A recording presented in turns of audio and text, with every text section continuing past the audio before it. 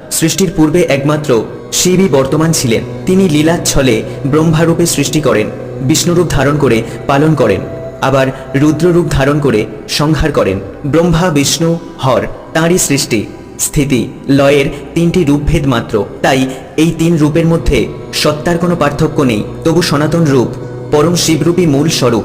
তাই ভগবান শিব সৃষ্টির প্রাককালে শ্রী বিষ্ণুকে বলেন, আমি, তুমি, এই ব্রহ্মা এবং রুদ্র নামে যিনি উৎপন্ন হবেন সকলই এক, এদের মধ্যে কোনো ভেদ নাই। ভেদ থাকলে বন্ধন হতো, তথাপি আমার শিবরূপ সনাতন এবং সকলের মূল স্বরূপ বলে কথিত হয়, যা সত্য, জ্ঞান ও অনন্ত স্বরূপ। এজন্য ভগবান বিষ্ণু এবং তাঁর বিভিন্ন অবতারগণ সর্বদা শিব উপাসনাই করতেন।